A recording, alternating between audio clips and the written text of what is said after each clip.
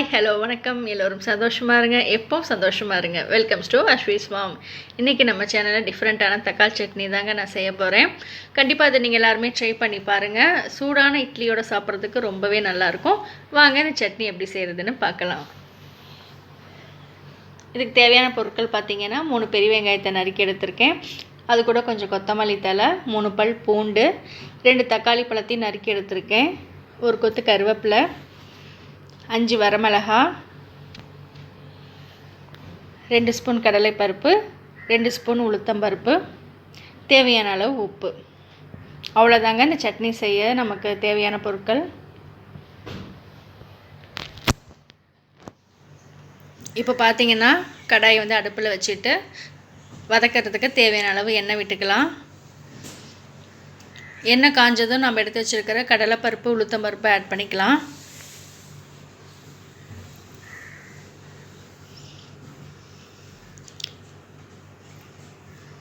பருப்புலாம் நல்லா வறுத்ததுக்கப்புறம் எடுத்து வச்சுருக்கிற அந்த 5 வரமிளகாயும் ஆட் பண்ணி நல்லா வறுத்துக்கலாம்.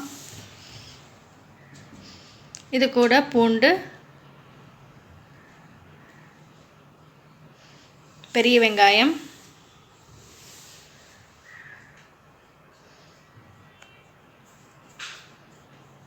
தேவையான அளவு உப்பு ஆட் பண்ணிக்கோங்க.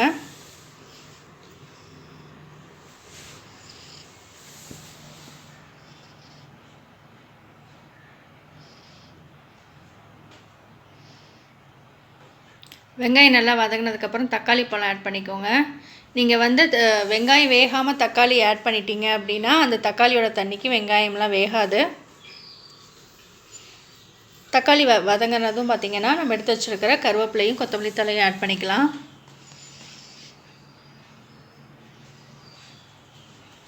இப்போ உப்பு பத்தலை ஃபஸ்ட்டு போட்டது அப்படின்னு நினச்சிங்கன்னா இப்போயும் நீங்கள் கொஞ்சமாக ஆட் பண்ணிக்கலாம்.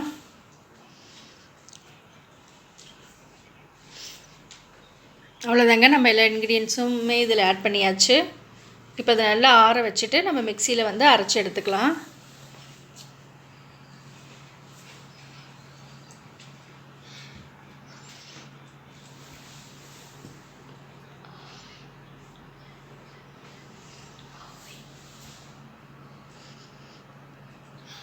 இப்போ நம்ம சட்னியை அரைச்சி எடுத்தாச்சு. இப்போ தாளிச்சிக்கலாம்.